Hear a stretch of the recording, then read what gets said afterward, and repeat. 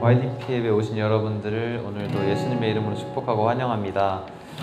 오늘도 정말 주님 앞에 우리 마음을 집중시키면서 주님께 오늘 이 마음 온전히 올려드리며 기도로 예배 준비하시겠습니다.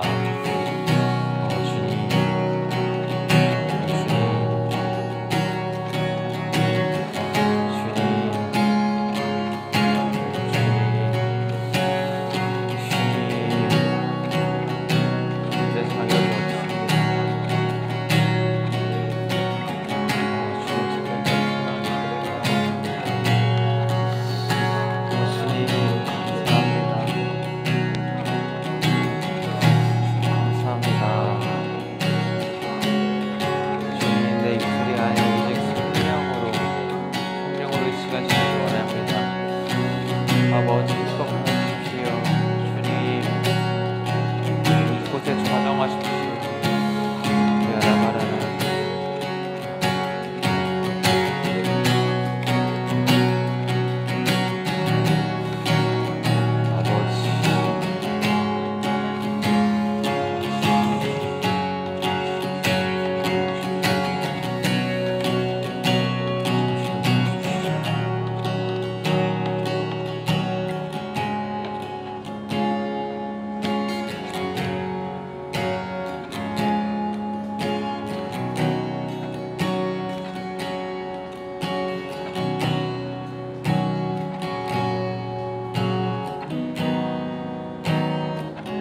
우리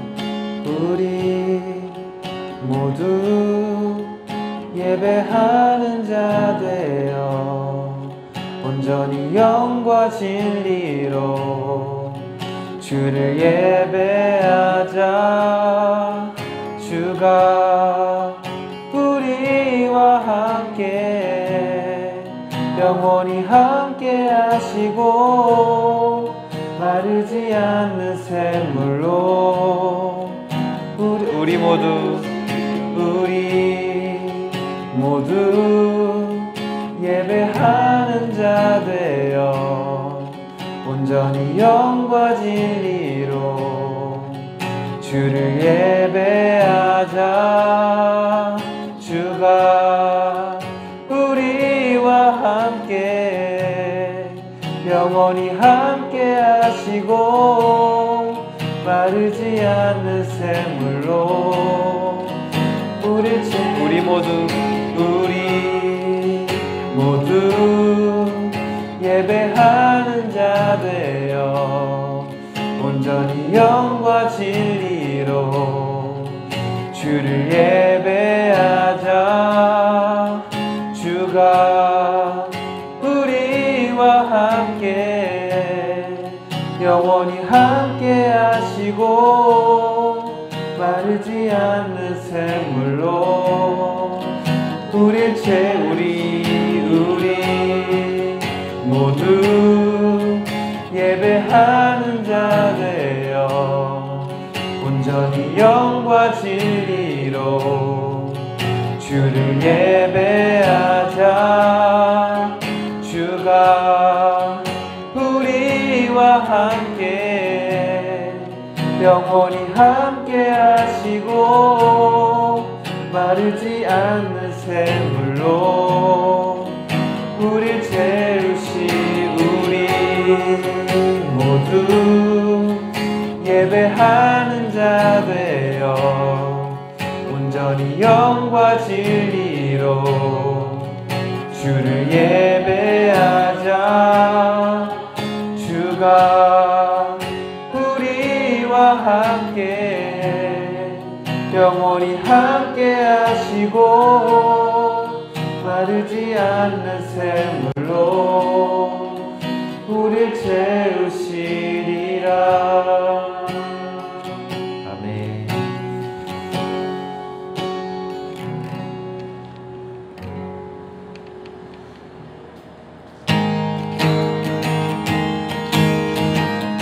박수 치시면서 찬양하시겠습니다.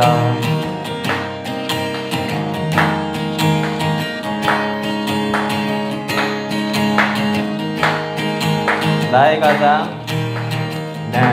가장 낮은 마음 주님께 주님께서 기뻐하시고 작은 일에 큰 기쁨을 느끼게 하시는도다. 내가 지쳐 무력할 때 주님 내게 힘이 되시고 아름다운 하늘나라 내 맘에 드시는도다. 우리에게 축복하신 하나님 사랑 낮은 자를 높여주시고 아름다운 하늘나라 허락하시고 내 모든 것 예비하시네. 찬양함의 기쁨을 감사함의 평안을 간구함의 하나님 알도록 하셨네. 찬양함의 기쁨을 감사함의 평안을 간구함의 하나님 알도록 하셨네. 아멘. 나의 가장 낮은 마음 주님께서 기뻐하시고 작은 일에 큰 기쁨을 느끼게 하시는도. 내가 지쳐 무력할 때 주님 내게 힘이 되시고 아름다운 하늘나라 내 맘에 주시는도다. 우리에게 축복하신 하나님 사랑 낮은 자를 높여주시고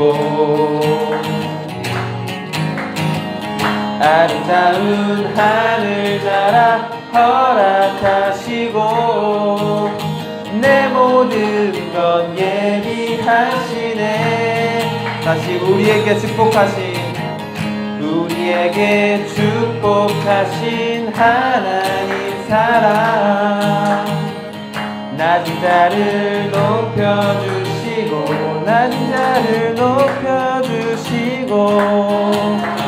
하늘나라 허락하시고 내 모든 것 예비하시네. 찬양함의 기쁨을 감사함의 평안을 간구함의 하나님 알도록 하셨네. 찬양함의 기쁨을 감사함의 평안을 간구함의 하나님 알도록 하셨네.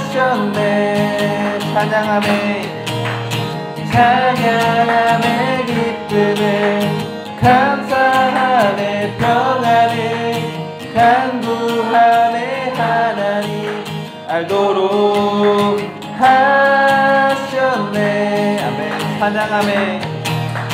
찬양함의 기쁨을 감사함의 평안을 간구함의 하나님 알도록 하셨네. 아멘.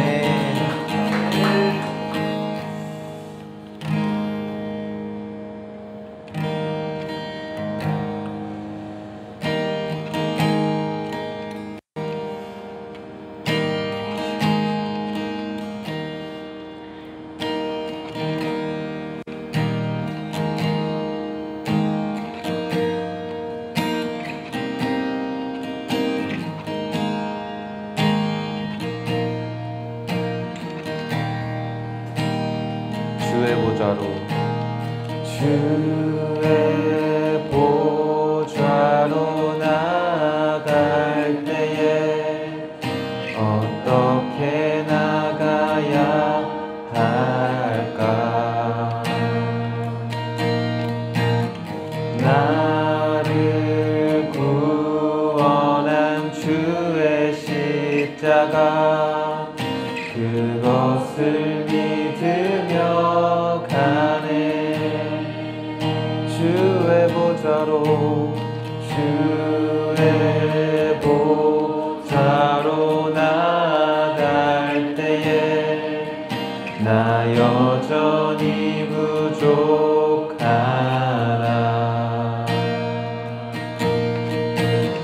나를 품으신 주의 그 사랑, 그것을 믿으며 가네.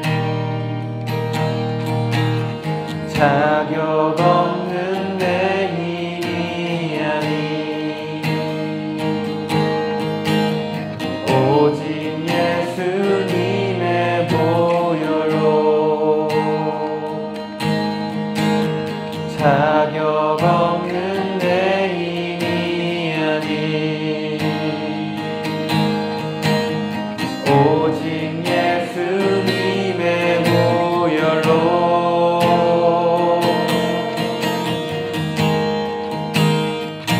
십자가의 보혈, 완전하신 사랑, 힘입어 나갑니다.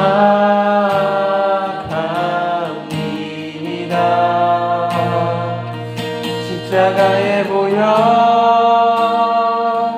완전하신 사랑, 힘입어 예배합니다.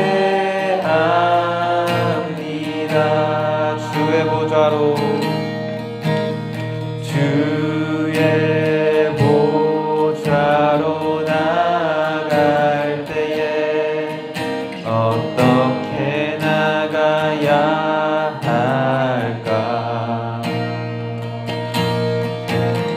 나를 구원한 주의 십자가, 그것을 믿으며 가네. 아멘.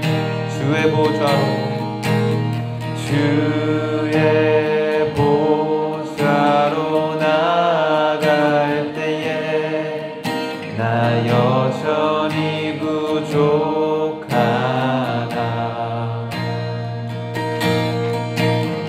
나를 품으신 주의 그 사랑, 그것을 믿으며 가네.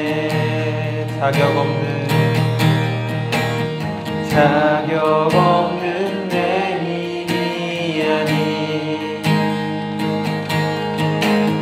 오직 예수님의 보혈로. 자격 없는 내 힘이 아니 오직 예수님의. 계속 고백합시다. 자격 없는 내 힘이 아니 오직 예수님의 보혈로. 자격 없는 내 힘이 아니 오직 예수님의 보혈로. 자격 없는 내 힘이 아니 오직 예수님의 보혈로. 자격 없는 내 힘이 아니 오직 예수님의 보혈로.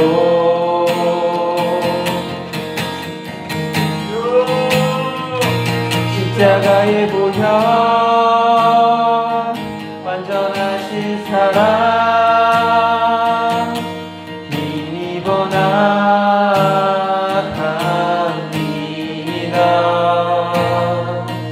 십자가의 보혈, 완전하신 사랑, 힘입어 예배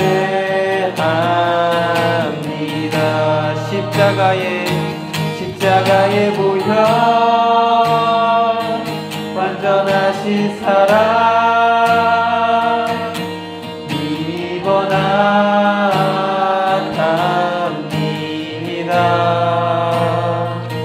십자가의 보혈 완전하신 사랑 힘입어 예배합니다. 십자가의 보혈 완전하신 사랑 힘입어 나갑니다.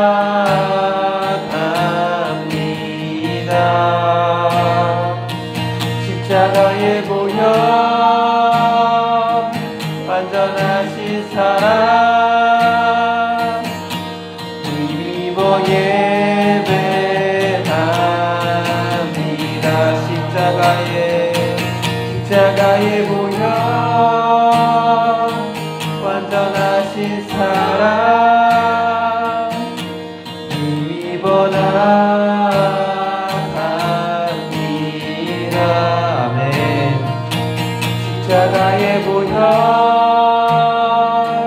완전하신 사랑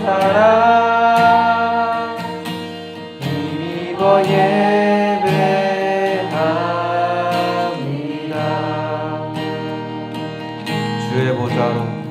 주의 보좌로 나갈 때에 어떻게 나가야 할까?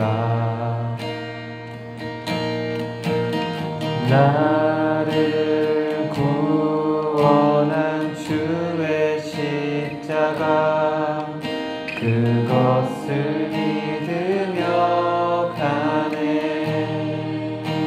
주의 보좌로 나갈 때에 나 여전히 부족하나.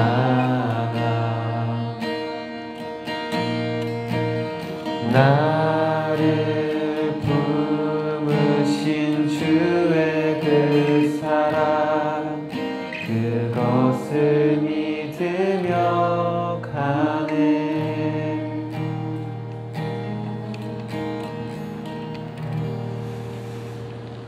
사랑의 하나님, 연약하고 부족한 저희들을 오늘도 이 자리로 불러주시고 오직 십자가의 보혈을 의지하며 아버지를 예배하게 하시니 감사합니다. 아멘.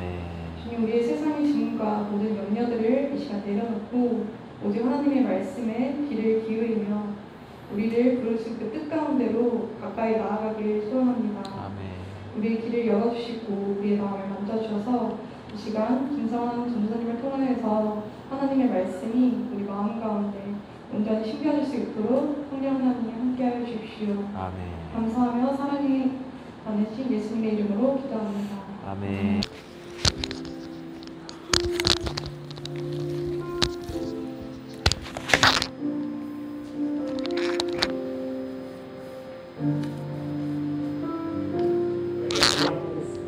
나는 나의 생각을 알던 예수 그리스도이니까 어떻게 나는 나의 생각을 알던 예수 그리스도이니까 어떻게 할까?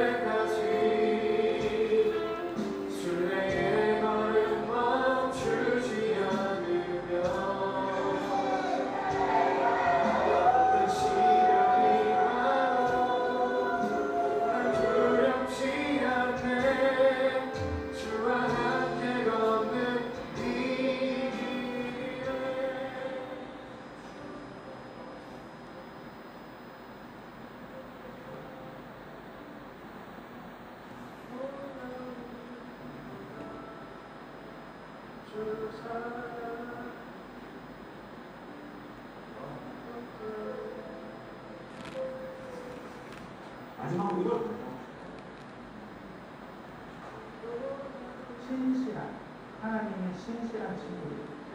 하나님은 신실하신 분.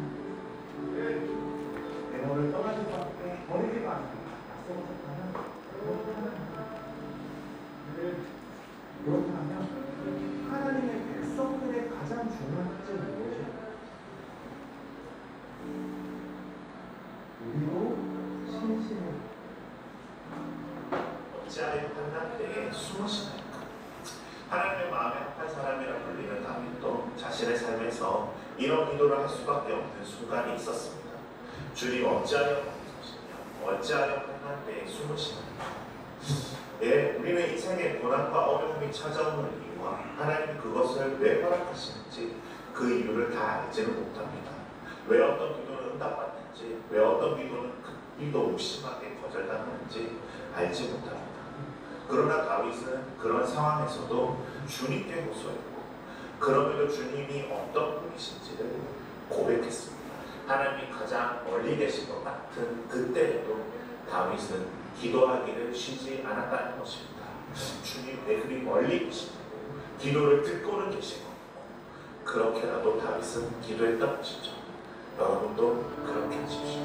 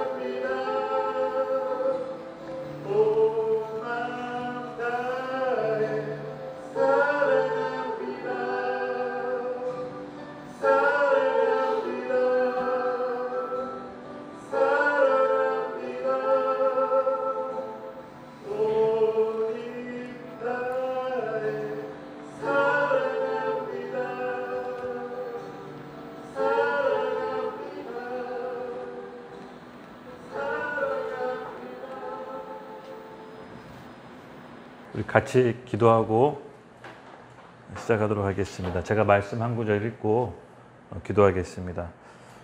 너희는 마음에 근심하지 말라. 하나님을 믿으니 또 나를 믿으라. 내 아버지 집에 거할 곳이 많도다. 그렇지 않으면 너희에게 일렀으리라. 내가 너희를 위하여 거처를 예비하러 가노니 가서 너희를 위하여 거처를 예비하면 내가 다시 와서 너희를 내게로 영접하여 나 있는 곳에 너희도 있게 하리라. 아멘. 기도하겠습니다. 하나님 아버지, 감사합니다. 또 우리 이곳에 모이게 해주셔서 또 함께 하나님을 찬양하며 또 예배하며 저희 마음과 중심을 다해 하나님을 찬양하러 모였습니다. 우리가 가진 것이 없고 풍족하지는 않지만 주님께서 우리의 마음과 신령으로 진정으로 드리는 예배를 받아주시옵소서. 또 오늘 제 입술을 통해서 부족하지만 하나님 우리에게 꼭 필요한 말씀과 성령이 임하시는 메시지를 우리에게 허락하여 주시옵소서. 이 땅에 살아가는 동안 하나님이 우리와 함께 하심을 영원토록 우리가 잊지 않고 날마다 승리하며 성령으로 거듭나는 역사가 일어나게 하여 주시옵소서. 감사하며 예수님의 이름으로 기도드렸습니다. 아멘. 요새 여러분들 집 장만하느라고 우리 30, 40 세대들 엄청나게 많이 노력합니다. 영끌이라고 하죠. 영혼까지 다 끌어모아서 집 사는 게 이제 평생 소원인데, 근데 여기 말씀하신 것처럼 예수님이 우리가 이 땅에 사는 집뿐만 아니라 천국에 거할 집이 있다라고 합니다.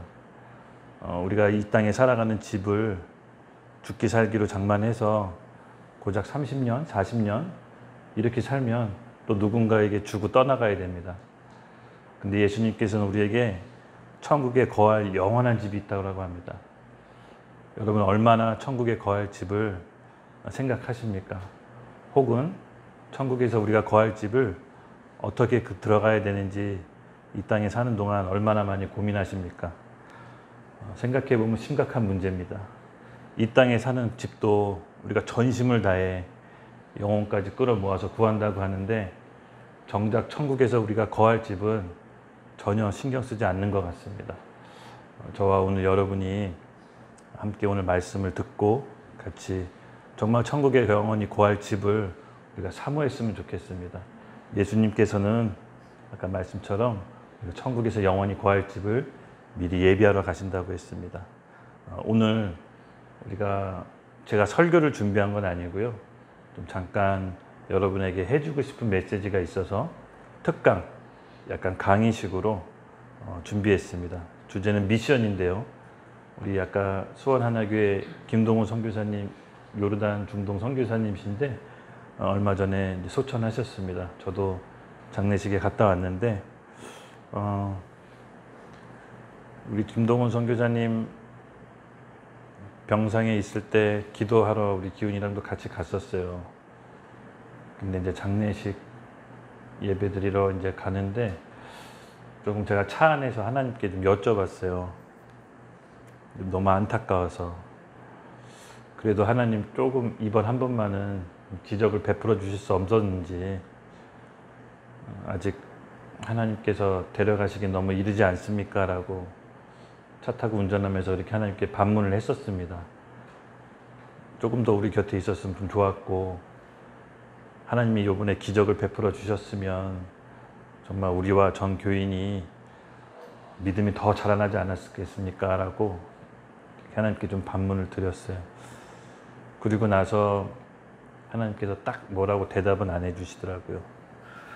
그리고 이제 장례식장에 도착해서 이제 내려서 하나님께서 차 문을 닫고 가는데 이런 마음을 주시더라고요.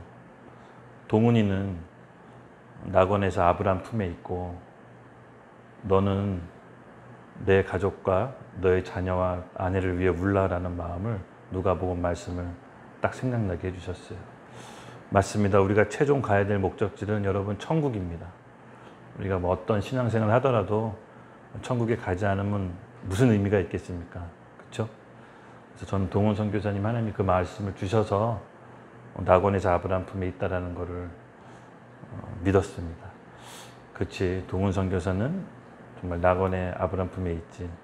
이제 남은 우리가 어떻게 이 세상을 살아가느냐에 따라서 우리의 앞길, 미래가 달려있다라고 봅니다. 그래서 오늘은 좀 특강식으로 준비를 했어요. 성령으로 인도받는 삶 15번째 시간은 다음 주에 하는 걸로 하고, 오늘 같이 미션에 대해서 함께 나누고자 합니다. 먼저 마태복음 말씀이죠. 그러니까 같이 읽도록 하겠는데요.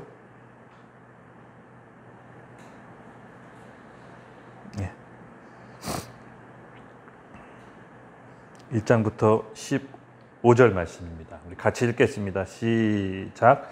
예수께서 그의 12 제자를 부르사 더러운 귀신을 쫓아내며 모든 병과 모든 악한 것을 고치는 권능을 주시니라.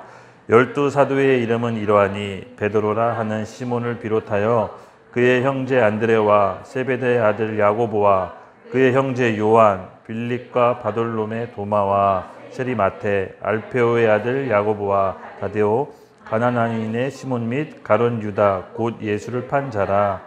예수께서 이 둘을 보내보시며 명하여 이르시되 이방인의 길로도 가지 말고 사마리아인의 고을에도 들어가지 말고 오히려 이스라엘의 집에 잃어버린 양들에게 가라.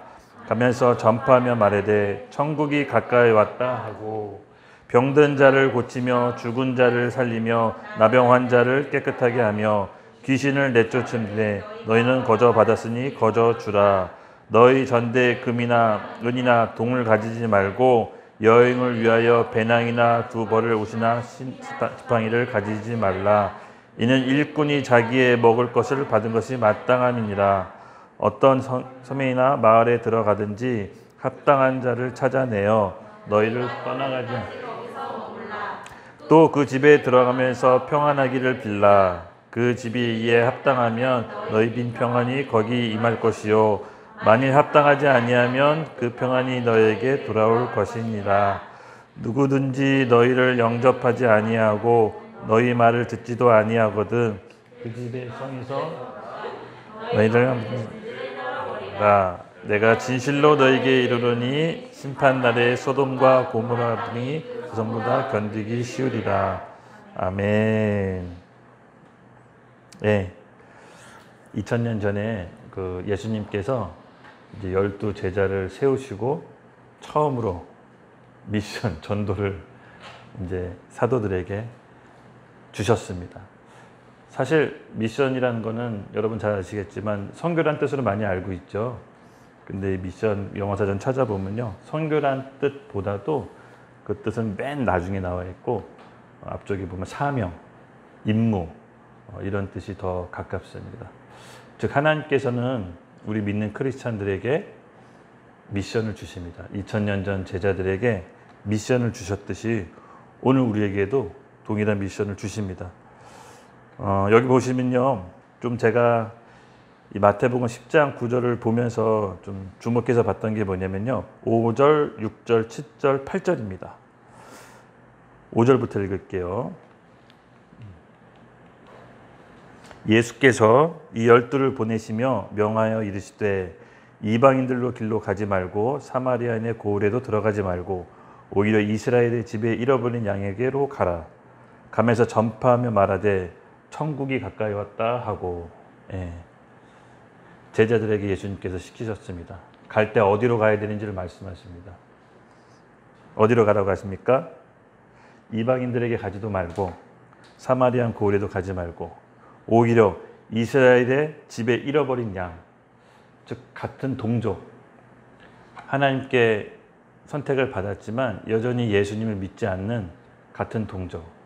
어떻게 보면은 예수님께서는 이방인들에게 먼저 가서 복음을 전하라고 하셨을 것 같기도 한데 예수님께서는 그렇지 않고 같은 동족, 이스라엘의 잃어버린 양, 유대인, 아직 예수님을 믿지 않은 자기 동족에게 먼저 가라고 하십니다.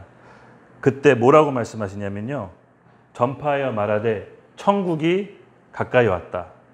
천국이. 여러분 세례 요한도 기억나시죠? 회개하라, 천국이 가까이 왔다. 우리 같이 한번 외치겠습니다. 시작. 회개하라, 천국이 가까이 왔다. 네, 바로 예수님께서는 제자들에게 미션을 주실 때 천국이 가까이 왔다. 천국, 이렇게 얘기하십니다. 이 천국은요, 사복음서에 보면 마태복음에 한 40번 정도 천국이란 말을 언급하고 나머지 우리 그 사복음서, 마태복음 제외하고는 한 60번 정도 좀 모자르게 하나님 나라로 이제 표기됩니다. 근데 그것은요, 헬라어 원어로 보면요, 바실리아라고 동일한 말로 말합니다.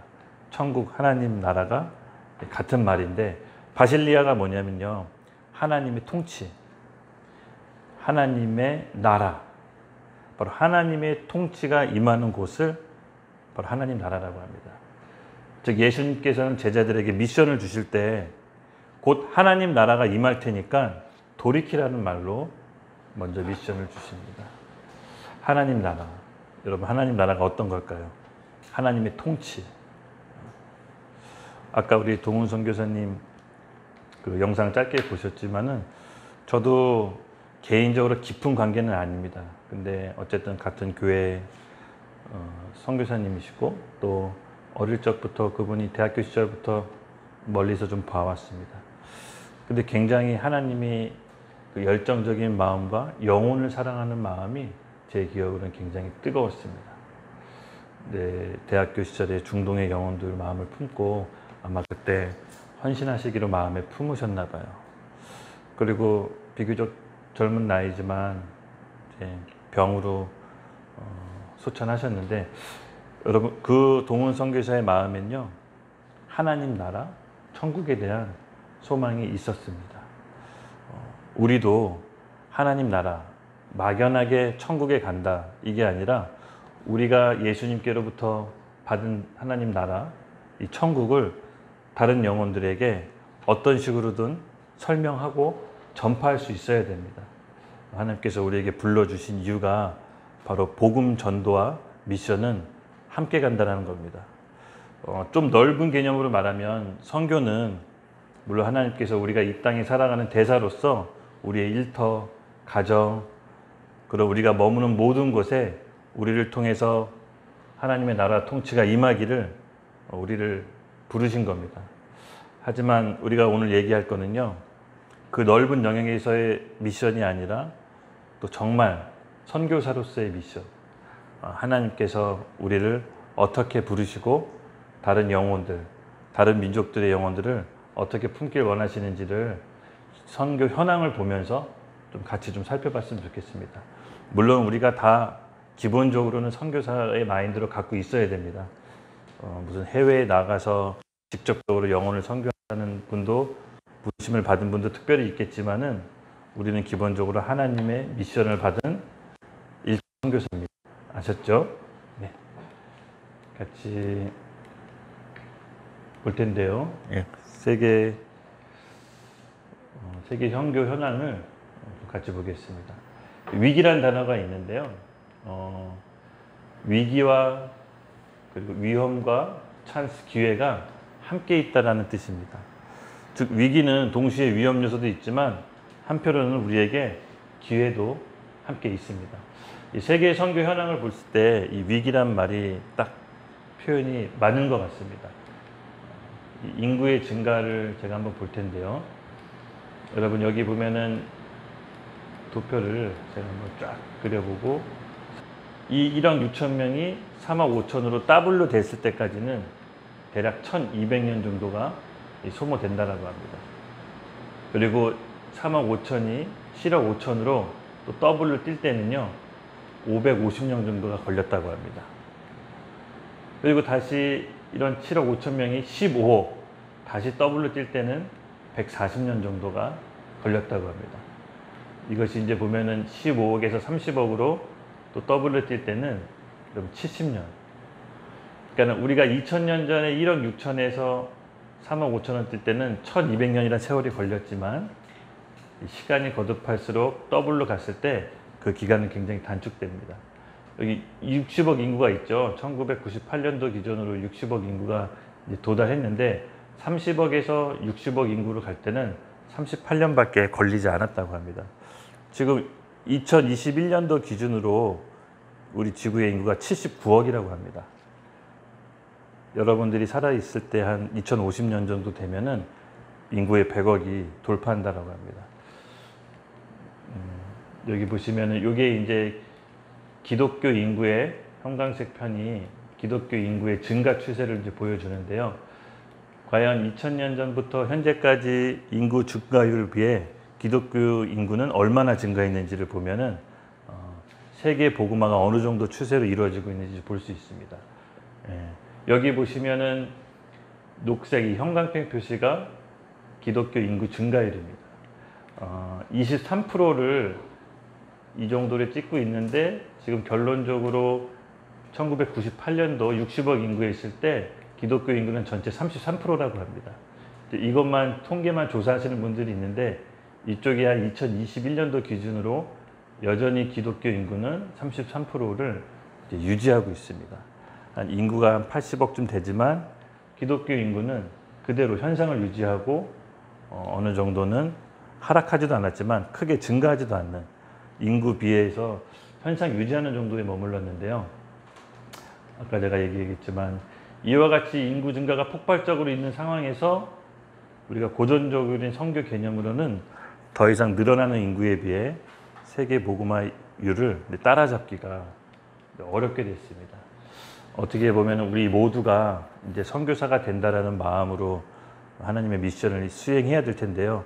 특정 사람만 하나님의 부르심을 받아서 선교를 가는 것이 아니라 선교 가시는 선교사님과 더불어 교회에 있는 우리들도 기도와 여러 가지 자원과 또 필요한 것들을 함께 선교사로서 공급해 줘야 되는 시대가 이제 왔습니다.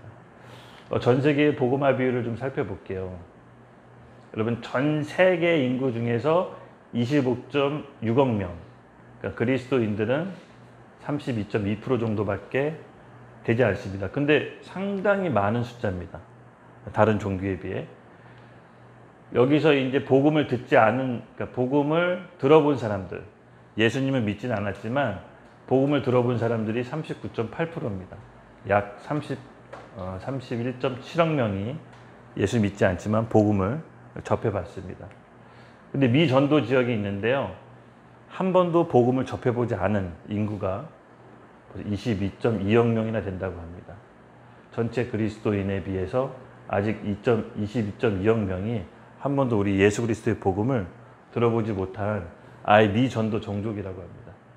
이 미전도 종족 지역에는요, 타 문화권으로부터 문화적, 정치적, 언어적 장벽이 너무 커가지고 선교사님들이 들어가서 복음을 전하지 않으면은 결단코 복음을 들어볼 수 없는 지역입니다. 아까 그 22.2%가요. 어느 지역에 사냐면요, 이분들이 이 상간 오지, 또 아마존, 그리고 종교적으로 너무나 강성한 이슬람 지역 있죠.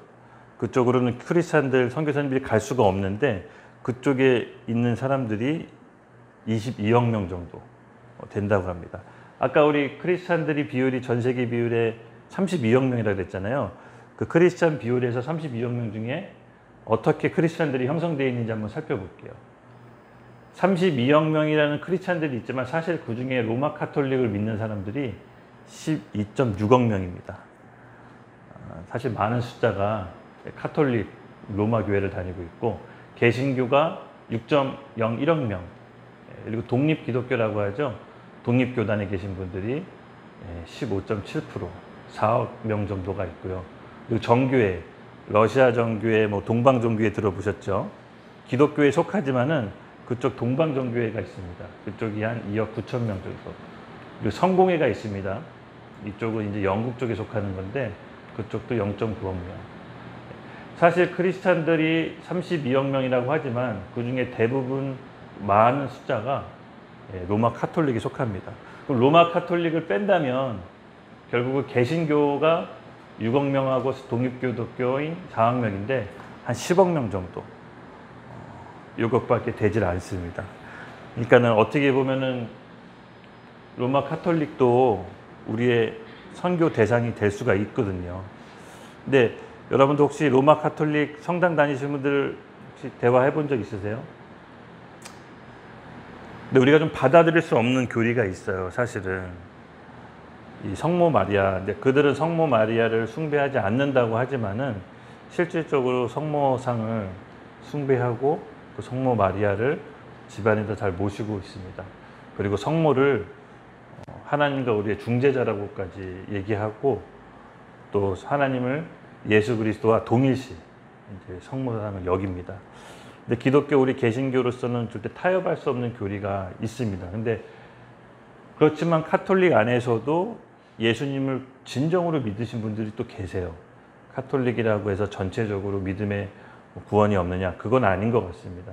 근데 카톨릭이라는 믿음의 폭이 워낙 넓어가지고 전체 다 뭐 믿음이 없다 이렇게 얘기하기는 좀 어렵지만 실질적으로는 카톨릭도 어떻게 보면 우리가 구원해야 돼, 복음을 전해야 돼, 그런 대상이기도 합니다. 근데 너무 이 카톨릭은 좀 장벽이 좀 어려워요, 사실은. 저도 제 친구, 성당 다니는 친구랑 얘기를 많이 해봤는데, 오히려 그쪽에서 우리를 굉장히 이단시하고, 개신교 교회는 교회로 약간 보지 않더라고요. 성체라는 특별한 그 카톨릭 교회 교리가 있는데요. 그거를 우리가 하지 않기 때문에 어떻게 보면 우리를 교회로 취급을 안 합니다. 그러니까 어떻게 넘을 수 없는 벽이 분명히 있긴 한데, 그렇지만 또 카톨릭 안에서도 예수님을 진실로 믿으신 분들이 또 계십니다.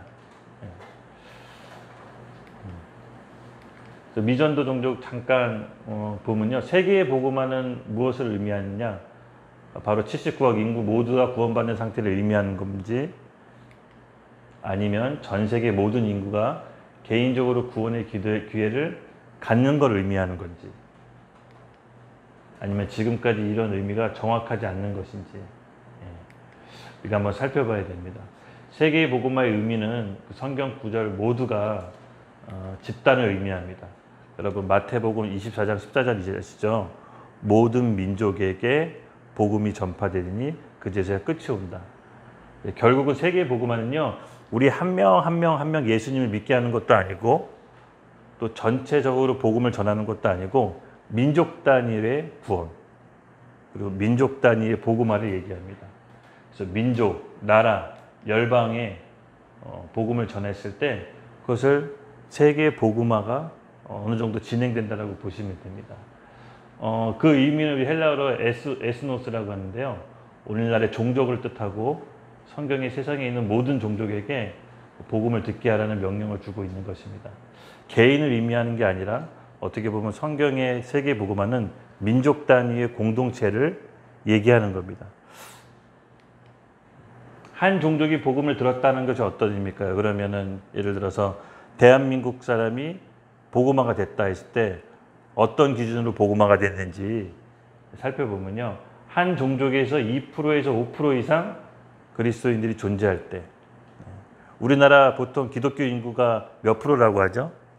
한 20% 좀 넘는다라고 하죠. 20%에서 30% 그 사이라고 하는데, 그러면 우리나라는 복음화가 된 겁니다. 토착교회, 스스로 자생적으로 교회가 만들어지고 목사님도 나오고 전도할 수 있도록 신앙생활을 스스로 할 수 있는 게 바로 이제 한 종족이 복음화됐다라고 합니다. 그런 의미에서 우리나라는 복음화가 이미 됐고 넘친 상태고, 예를 들어서 북한은 어떻게 될까요? 북한은 아직 미전도 종족에 이제 들어가게 됩니다. 그러면 오늘날 전 세계 몇 개의 종족이 존재할까요? 저도 처음에 듣고 좀 놀랐는데요. 문화인류학의 발전에 따라서 오늘날 지구상에 존재하는 종족의 숫자를 파악할 수 있게 됐는데, 현재 전 종족의 숫자는 여러분 17,433개이고, 이중 미전도 종족은 7,398개, 42%에 해당합니다.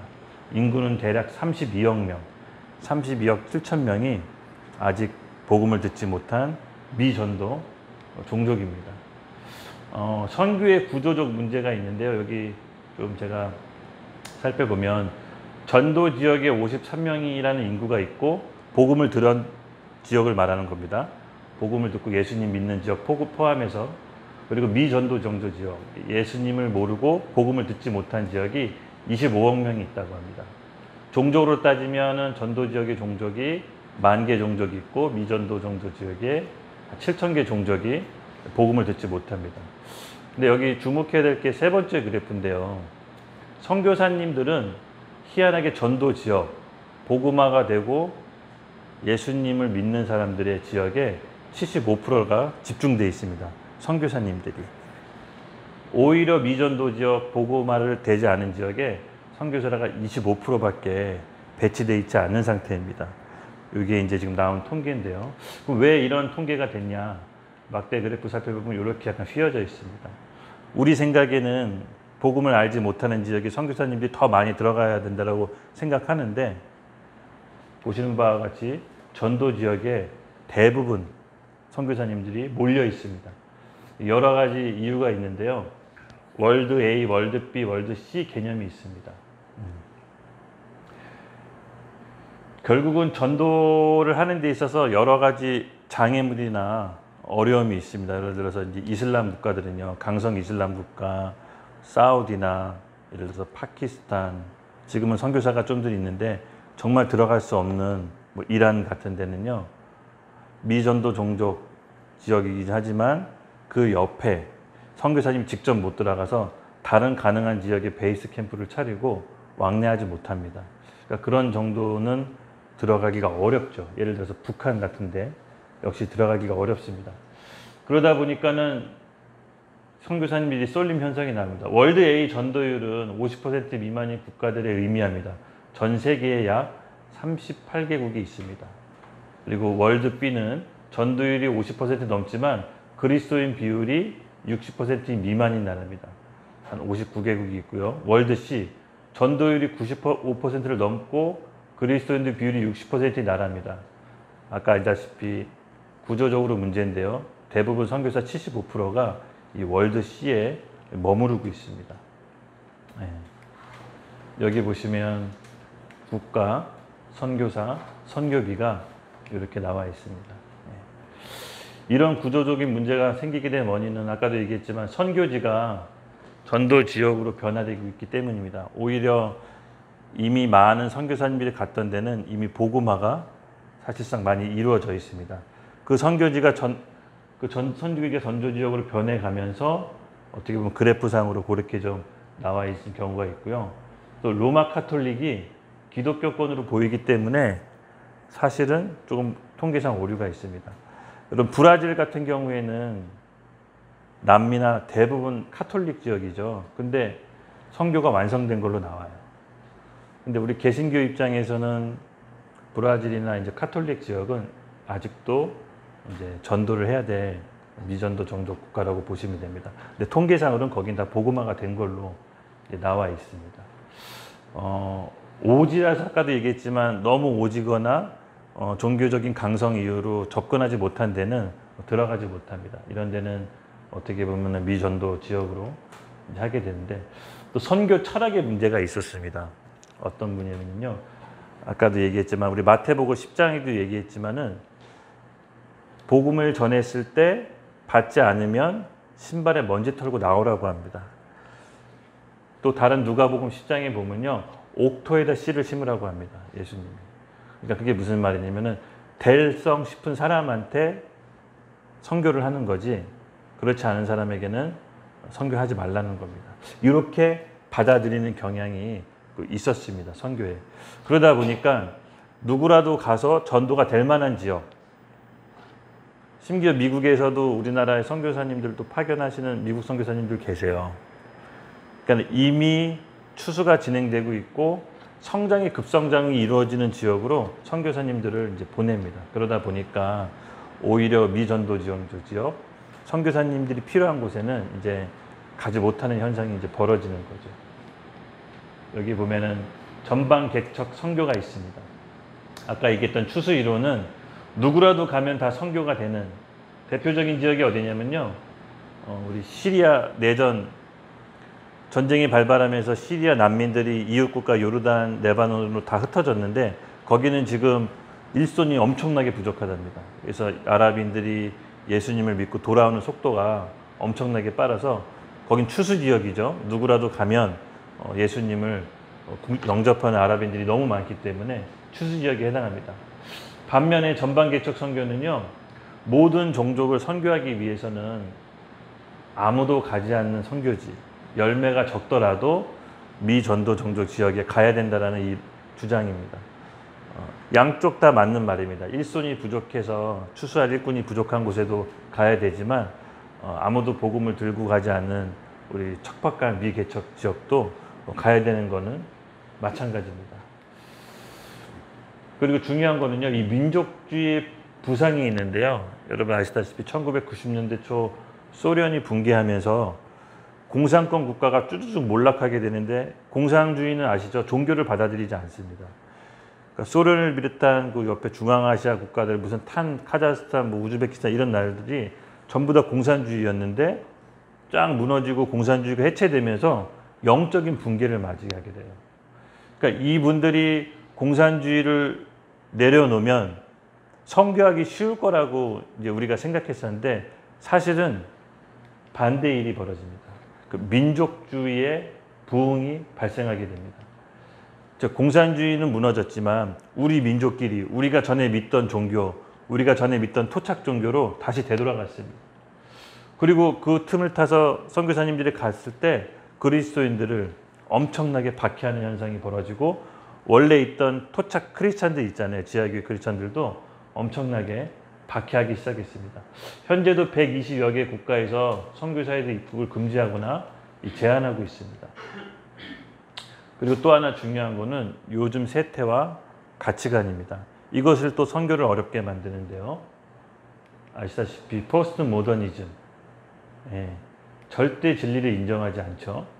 모더니즘, 너도 좋고 나도 좋고 하나님의 말씀이 최고 권위를 인정하지 않고 그 말씀에 반대되고 지금 우리에게 좋은 것, 지금 우리가 원하는 것들을 여러 가지 이론과 사상들을 다 포용하는 어떤 절대 진리를 부정하는 포스터니즘 시대가 지금 우리에게 당면한 겁니다. 이것이 선교를 어렵게 만드는 큰 문제 중에 하나입니다. 그리고 여러분 아시다시피 4차 산업, 빅데이터, 인공지능 거의 뭐 지금 사람의 지능 수준을 능가하는 시대에 이르렀습니다. 빅데이터 같은 경우에는 미래를 예측해 가지고요. 이 데이터만 있으면은 내가 어떤 사업을 할 때 그 사업이 성공 확률이 몇 프로까지인지를 알려준다고 합니다. 우리가 예를 들어서 치킨집을 하고 싶다, 물레동에. 그럼 치킨집을 하는데 어떤 치킨집을 하는지 이 빅데이터를 통하면요. 몇 년 갈 수 있는지, 성공할 수 있는지 없는지도 퍼센테이로 나온다고 합니다. 그리고 또 인공지능이죠. 뭐 아시다시피 인공지능이 너무 머리가 똑똑해서 이제는 사람을 능가할 정도로 이세돌의 바둑을 이길 정도로 인공지능은 날로 발전합니다. 그리고 3월 인터넷 이것도 굉장히 무서운데요. 결국은 하나님의 전지전능하신 뭐든지 알고 뭐든지 가능한 하나님의 전지전능하심을 인간이 계속해서 도전하게 됩니다. 조금 무서운 건 뭐냐면요. 어떤 과학자들은 2025년 되면은 영생할 수 있도록 인간의 몸을 만들 수 있다라고 주장하시는 분이 있습니다. 그러니까 그분이 주장하는 거 그 의사 선생님이 뭐냐면요. 노화되는 장기를 계속 교체하면 노화되는 장기를 새로운 걸로 계속 교체하면 결국은 영생할 수 있다라고 이렇게 주장을 하십니다. 결국 인간이 넘지 말아야 될 선까지 우리 과학은 늘 하나님의 전지전능함으로 도전합니다. 세속주의의 급속한 확산. 여러분 이런 세상의 가치관과 과학 기술이 어떻게 보면은 우리가 선교를 하는데 굳이 하나님을 믿어야 되냐, 굳이 하나님이 인간에게 필요하냐까지 가치 철학의 문제까지 선교를 방해하게 됐습니다. 그러면 타 종교는 어떻게 지난 시간 인구 증가 대비 어떻게 발전했는지 우리 다른 종교도 한번 볼게요. 여기 보시면은 기독교 인구가 1990년에서 지난 100년간 358%가 간단하게 얘기하면 성장했습니다. 이것은 지난 100년간 인구 성장률하고 거의 비슷합니다. 그러니까 지난 100년간 인구가 성장한 비율하고 기독교 인구가 성장한 비율하고 거의 흡사합니다. 다른 종교는 어떻게 됐는지 한번 볼까요? 이슬람교인데요. 1990년부터 지난 100년간 성장률을 보면 무려 594%. 기독교 인구보다 훨씬 많죠. 이슬람이 굉장히 급성장하고 있습니다. 오히려 이런 추세로 가면은 전 세계 인구 증가율과 기독교 인구 증가율이 정체되면은 이런 속도로 가면은 역복음화, 이슬람이 오히려 세계 복음화하는 거 아니냐라고 우려를 나타내시는 분들이 있습니다. 근데 이슬람 특성상 여러분 알다시피 이슬람은 어떻게 카운터하냐면요. 그들은 애를 낳는 게 선교의 전략이라고 합니다. 이건 제가 중동 선교사님한테 직접 들은 얘기인데 지금 우리나라에 있는 그 외국인 무슬림권 노동자분들 있죠. 그 분들이 선교 전략이 들어보신 적 있어요? 한국 여자랑 결혼하는 거. 한국 여자랑 결혼해서 애를 3, 4명, 5, 6명씩 낳아서 결국 그 세대가 자라나서 윗세대가 사라지면 무슬림으로 바뀐다라는 무서운 전략. 영국에도 여러분 아시지만 영국 그 런던 시장이 무슬림이잖아요. 파키스탄. 그리고 영국에 있는 수많은 교회들이 지금 이슬람 사원으로 바뀌고 있습니다. 그러니까 그들의 선교 전략은요, 애를 많이 낳아서 윗세대를 사라질 때까지 기다리는 아주 무서운 그 전략입니다. 근데 반면에 기독교인들은 여러분 우리나라 같은 경우 출산율이 굉장히 한 명이 안 되잖아요. 출산율이 한 명이 안 돼요. 인구가 이렇게 100년 동안 엄청나게 뭐 지금 79억, 80억까지 도달하는 동안 이슬람교 성장은 594%나 급성장하게 됐습니다. 또 이슬람 같은 경우에는 이 정권을 잡으면요, 한 국가를 다 개종시켜 버리기 때문에 이게 좀 무서운 겁니다. 종교의 자유가 없습니다. 예를 들어서 구소련에서 독립한 여러 무슨 탄탄 나라들이 사실은 그 국가에 있는 인구들이 다 무슬림으로 개종하게 되면, 그 나라에 살게 되면 국교가 인정되기 때문에 무슬림이 엄청나게 빠른 속도로 이슬람화되고 있습니다. 네. 이거는 왜 이렇게 이슬람이 무서운 속도로 증가했냐라고 어떤 학자가 써놓은 건데요. 1970년대 이슬람 르네상스를 맞이한 게 그것이 이제 5.1달러라고 합니다. 저도 이때 태어나진 않았지만 이때 어른들 얘기 들어보면요, 지금 여러분 기름값 엄청 비싸잖아요. 경유가 1리터당 2,000, 제가 200원까지 하는데도 봤는데 이때는 그 기름값이 무려 3배나 갑자기 뛰고 또 2년 사이에 6배나 뛰었다고 합니다.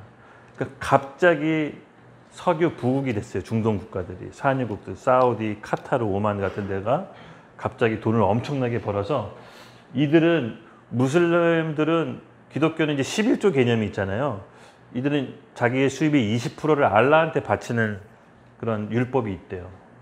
그러니까는 대부분 그 돈을 선교비에 투자하게 됩니다.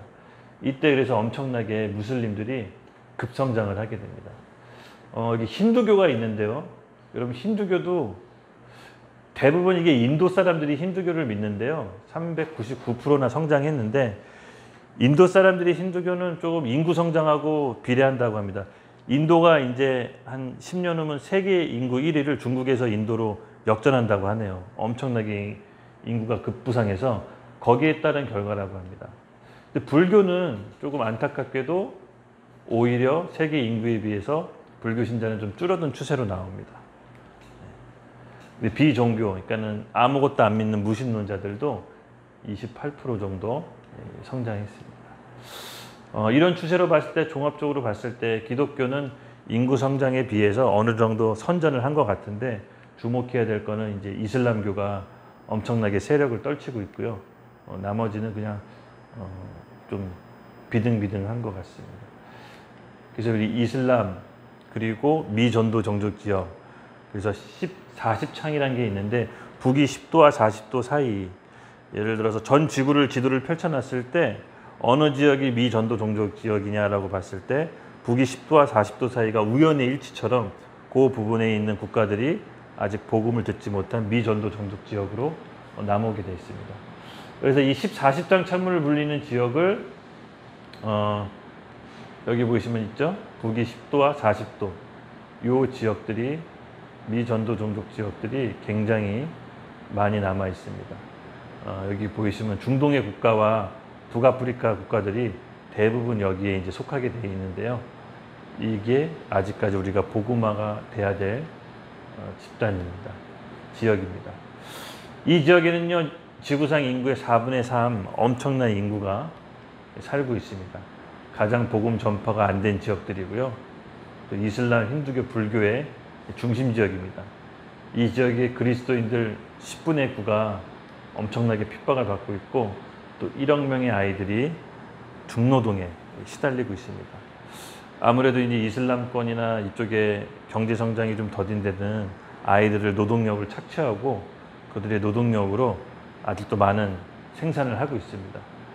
가장 선교사가 많이 필요로 하지만 소수의 선교사들만이 아직 이곳에 머무르고 있습니다. 그래서 우리의 인적 자원과 사실은 복음과 여러 가지 물적 자원들이 가장 많이 필요한 곳입니다. 저희 하나교회 선교사님들도 중동에 많이 가 계시고 저도 가끔 아프리카에 있는 하나교회 선교사님하고 텔레그램으로 채팅을 하는데요. 정말 어려운 여건과 환경 속에서도 정말 신실하게 그 영혼들을 섬기는 거 보면 와, 정말 나도 한국에서 제대로 살아야겠다. 저분들이 저렇게 많은 부분들을 희생하면서 갔는데 이제는 선교의 개념이 특정 선교사만 가서 너희들이 알아서 하라는 게 아니라 정말 교회에서 총체적으로 함께 돕지 않으면 이제 해 나갈 수 없는 시대가 됐습니다. 사단은 오늘날도요, 많은 방해로 복음을 듣지 못하게 합니다. 특히 전 세계적으로 지금 일어나고 있는 게 여러분 아시다시피 전쟁, 기근, 질병, 빈곤 등이 가장 큰 문제로 나는데요.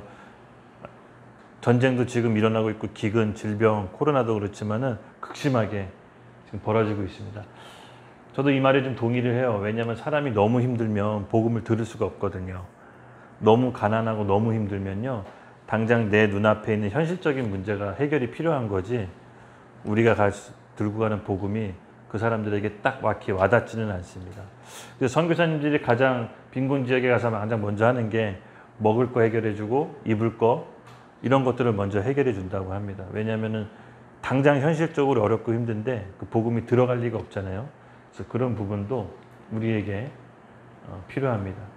그래서 전 세계에서 빈민이 전 인류의 여러분 43%라고 합니다. 빈민이라고 하면 어떤 기준으로 빈민이라고 할까요, 여러분?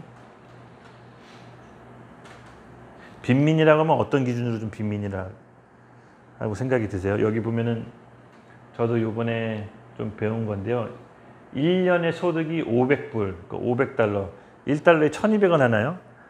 1년의 소득이 60만 원 정도 안 되는 돈을 받는 것이 극빈층에 속한다고 합니다. 전체 인류 80억 인구 중에 13억이 1년에 60만 원을 벌지 못해서 극빈층에 속한다고 합니다. 그래서 메가푸어가 있는데요. 1년 소득이 50달러, 6만 원 되나요? 그러니까 6만 원으로 생계를 버티는 인구가 2%, 전체 인류의 1억 3천 명 정도가 1년에 6만 원으로 버티고 있다고 합니다. 여러분, 이 기준으로 봤을 때 우리나라 그 노숙자분들 있죠. 노숙자분들은 부자에 속한다고 하더라고요. 국가에서 노숙자분들 45만 원씩 지원해 주는 거 아시죠? 근데 그게 뭐 나쁘다는 게 아니라 우리나라 노숙자분들은 어떻게 보면 극빈층은 아닌 겁니다. 전 세계적인 기준으로 봤을 때는 어느 정도 먹고 살 수 있습니다.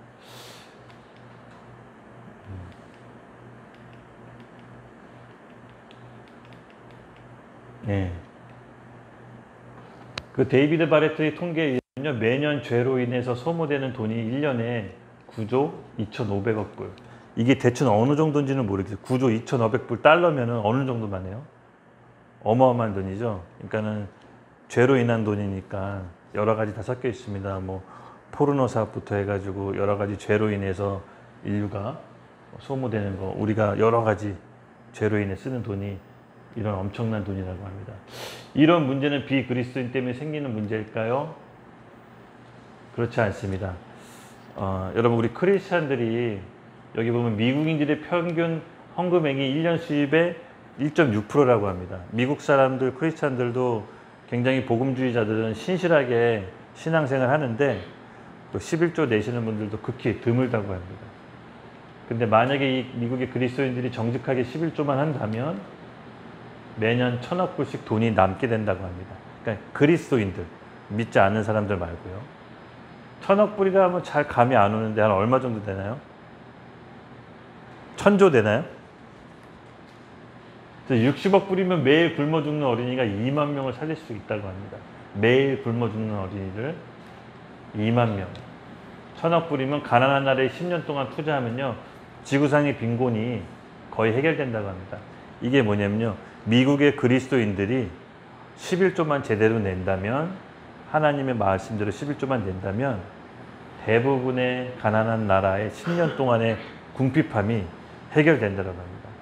아직도 우리 지구는 그 굉장히 찢어지게 가난합니다. 뼈 있는 과십이라고 하는데 현재 미국 교회가 사용하는 선교비 총액은 여러분 충격받지 마세요. 미국 내에 1년 소비되는 껌값과 비슷하다고 합니다. 사실 교회들이 많은 선교를 투자하고 미국에서 제일 많은 선교사를 파송하고 있지만 선교비 측정은 그렇게 많지가 않다라고 합니다. 그럼 우리나라 볼게요. 현재 한국교회 해외 선교비 사용액 총액은 한국인이 1년 마시는 소주값의 10분의 1. 그러니까 술이 아니라 소주만 카운트했을 때. 그러니까 우리 한국교회가 많은 선교비를 선교사님들에게 지출하고 있지만 그래도 소주값의 10분의 1 정도밖에 안 되는 수치라고 합니다.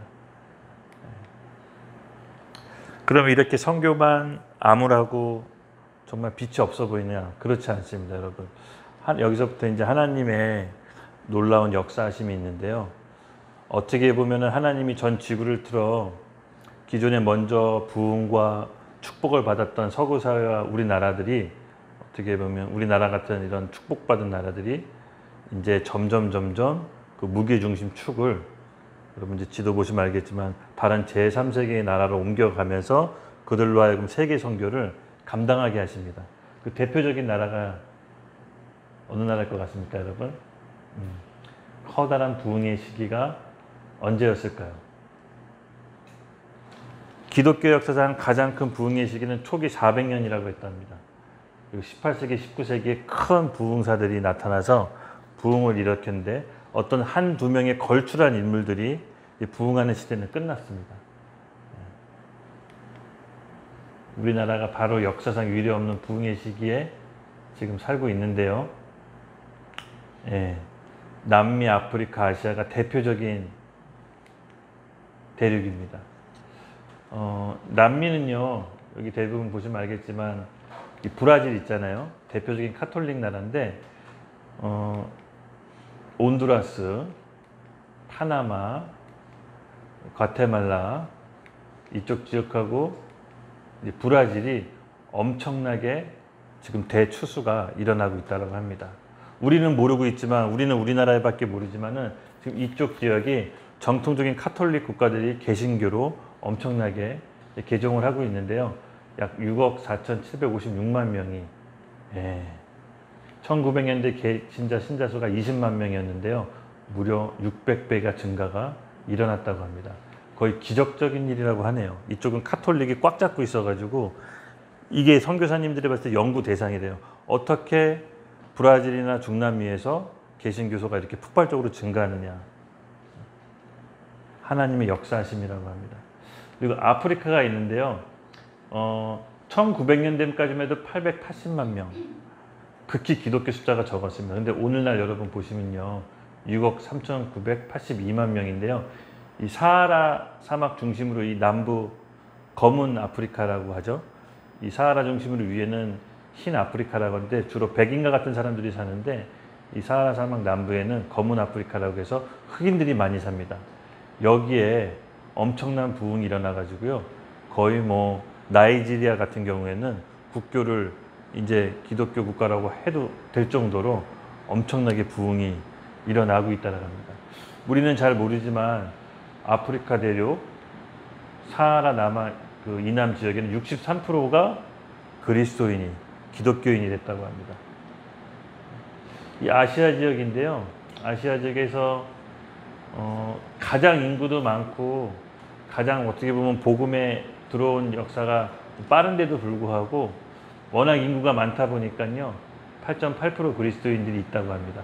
3억 7,389만 명 정도인데 워낙 인구가 많죠. 근데 사실 좀 없어 보이는데 그래도 이 그리스도인들이 많이 이제 있는데 주목해야 될 부분이 뭐냐면요. 바로 중국 교회입니다.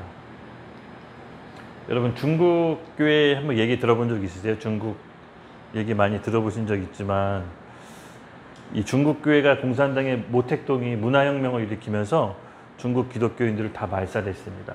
외국 선교사님들도 다 차단하고 중국의 토착교회, 중국은 사실 그 기독교 받아들인 역사가 꽤 깁니다. 근데 이 문화혁명으로 모택동이 모든 기독교 종교들을 다 없애버리면서 기존에 있던 토착교회들이 이제 말살 지경까지 갔는데 그렇게 해서 딱 어느 정도 기간이 끝나고 다시 목태통이 죽고 등소평이 이제 정권을 잡으면서 해외에 있는 많은 이제 선교학자들이나 기독교인들이 중국에 있는 교회는 이제 사실상 없을 거라고 이제 예상을 했습니다.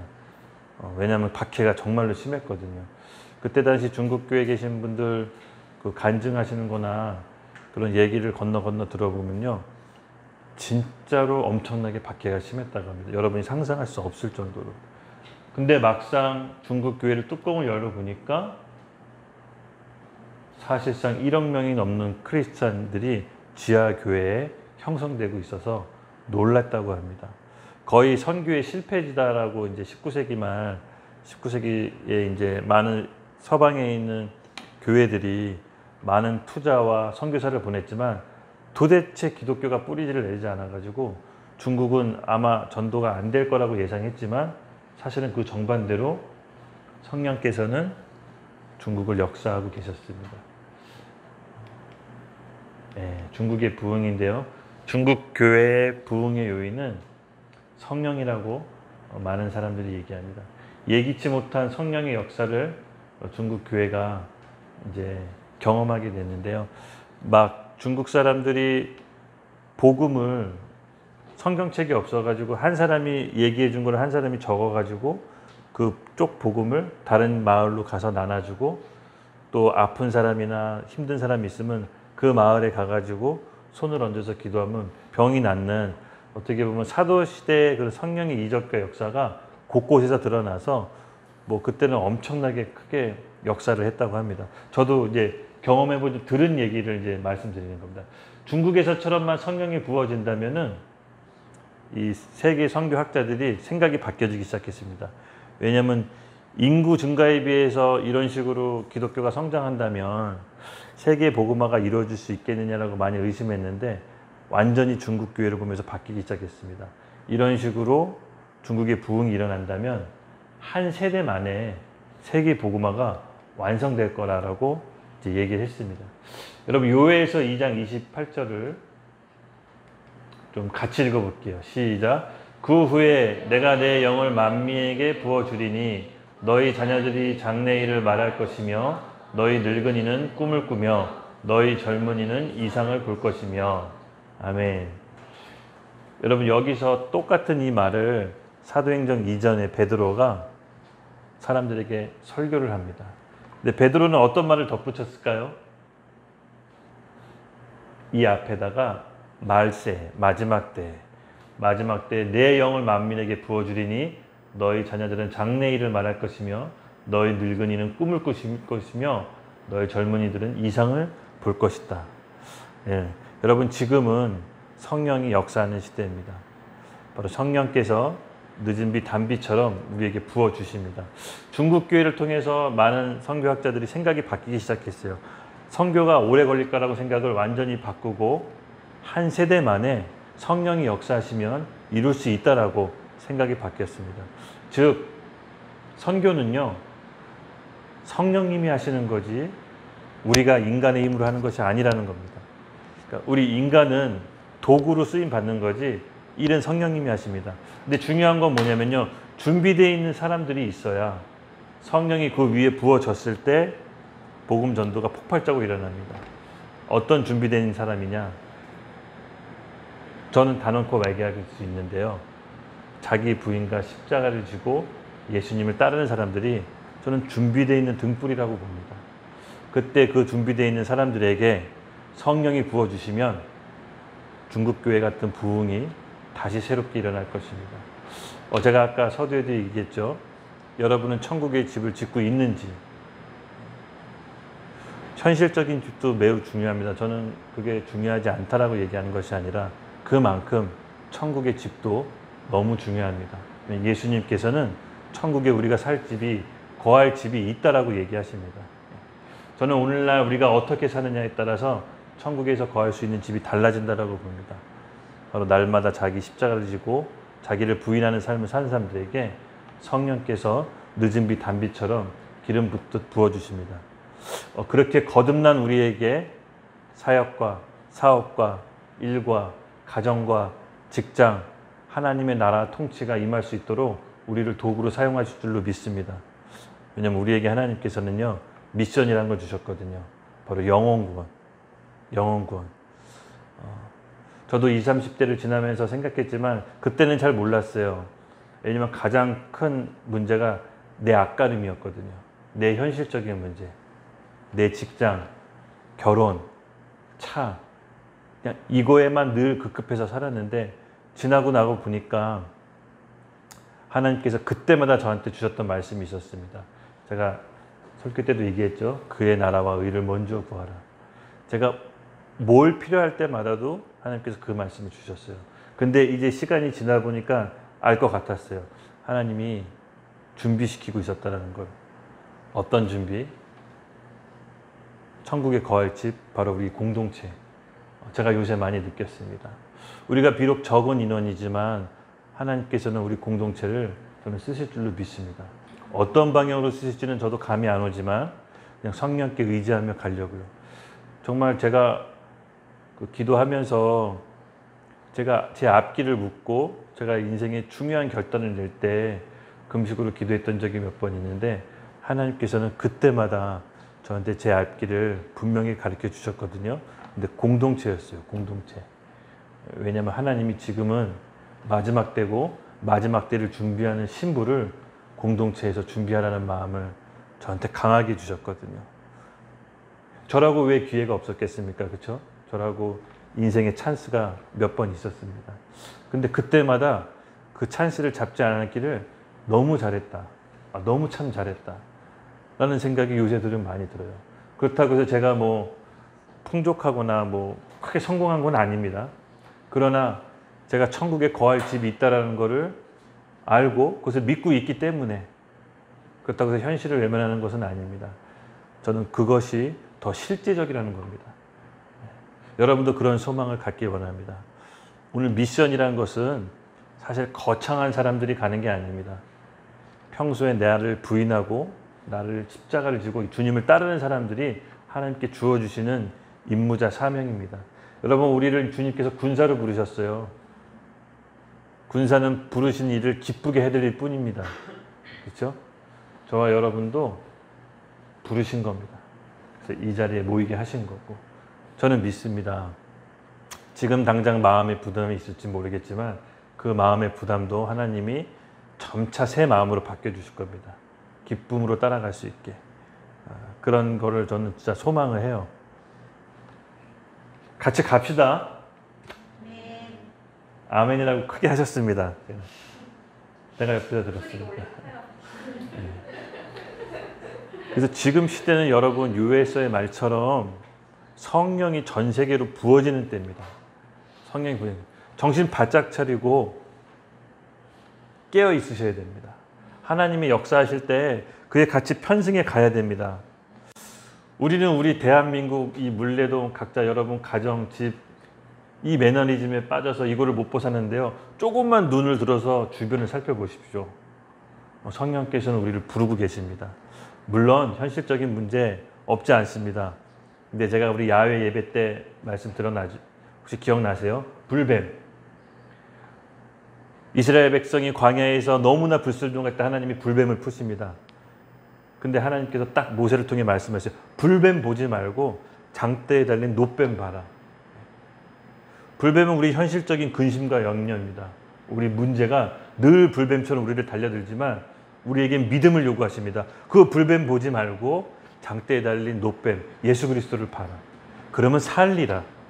여러분 우리의 믿음은 도전은 현실을 외면하는 것이 아니라 현실을 뛰어넘어서 그리스도를 보는 것입니다. 여러분들 다 초대하고 있습니다. 삶을 뛰어넘읍시다. 우리가 겪고 있는 그 매너리즘 사실 별거 아닙니다. 예. 남미 지역 공산권 붕괴, 예기치 않은 부흥들, 우리는 특별한 시대에 살고 있습니다. 예. 마지막 때라, 종말이다, 뭐 무섭고 두렵고 이거에 포커스를 맞추는 게 아니라 아까 위기라고 했죠. 위험이 있지만 기회입니다. 이 변화된 시절에 우리가 편승해야 됩니다. 전 세계적으로 하나님께서 엄청난 대추수를 지금 일으키고 계십니다. 중동에 있는 선교사님들 얘기 들어보면요. 아랍이 1000년 만에 문을 열었대요. 그렇게 강성한 그 이슬람 종교도 전쟁 때문에 알라를 외면한답니다. 알라가 살아있으면 이렇게 잔인하면 안 된다. 그렇게 해서 많은 사람들이 기독교를 개종하고 남미, 아까 얘기했죠, 아프리카, 중국, 어떤 한 종교 지도자의 성도가 2천만 명이랍니다. 상상을 초월하죠. 그렇게 우리는 죽은 것처럼 보였지만 수면 아래에서 성령께서는 엄청나게 일을 하시고 계셨고 세계 복음화의 시간은 점점 단축되고 있고 슬기로운 다섯 처녀처럼 여러분의 등불의 등을 준비하셔야 됩니다. 이제 8월 달에 제가 천국과 하나님의 나라에 대해서 메시지를 여러분들에게 나눠줄 텐데요. 지금 우리가 전반기에 했던 자기 부인과 십자가를 통과하는 삶이 왜 필요했는지를 그때 들으시면 알게 될 겁니다. 그 중간 텀에서 제가 약간 선교 특강을 좀 한 거예요. 뭐 이거는 기독교의 구심점이 서구사회에서 이제 뭐 제3세계로 변하고 있다는 그런 얘기를 한 겁니다. 그리고 이제 한국교회 선교사님이 세계 2위 파송이고요. 아직도 우리나라는 굉장히 중요한 위치에 있습니다. 그래도 우리나라는요, 젊은 청년들이 교회에 있고요. 없다고 하지만 있습니다. 그렇죠? 그리고 한국 교회만큼 인텔리하고 똑똑하고 정말 이 좋은 청년들이 우리에게 많이 있다라고 합니다.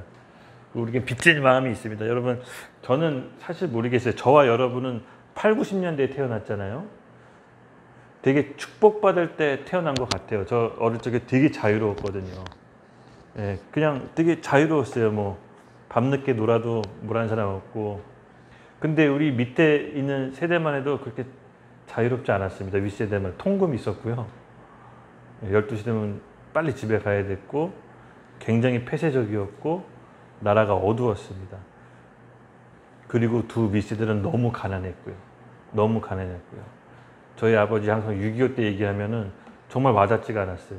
아버지 6.25 때 하면 조선시대 사는 얘기를 한 것 같았었는데 저희 때는 되게 자유롭고 올림픽하고 막 이럴 때 외국 사람 태어나서 처음 보고 내가 전철 끊어서 가고 싶은 데 가고 이런 게 너무 저는 이제 익숙했는데 아버지는 그 6.25 때 얘기하면 와 이게 지금 같은 나라 같은 백성인가 할 정도로. 근데 그만큼 한국은요 하나님의 특별한 축복과 은혜를 받은 나라입니다. 갑자기 이렇게 60, 70년 만에 급반전하는 나라 여러분 없습니다. 이스라엘하고 한국뿐이라고 합니다. 진짜 우리나라는 하나님께서 특별히 택하시고 기름 부어 주셨습니다. 그래도 한국교회에 많은 모순과 문제점이 있다라고 사람들이 얘기하지만 그래도 하나님이 우리나라 교회에 쓰시고 있는 건 사실입니다. 네. 그래도 우리를 불쌍히 여기셔서 우리 교회와 한국에 있는 기독교인들을 쓰고 계십니다. 이것을 우리가 기회를 잘 살립시다.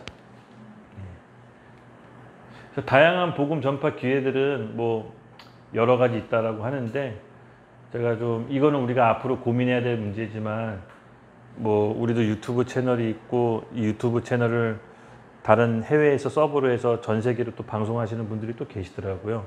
그 밖에 뭐 메타버스 교회 하시는 분들 목사님 실제로 얘기 들었어요. 그 메타버스 교회가 가상현실 세계에 있어가지고 거기 들어가서 예배 드린대요.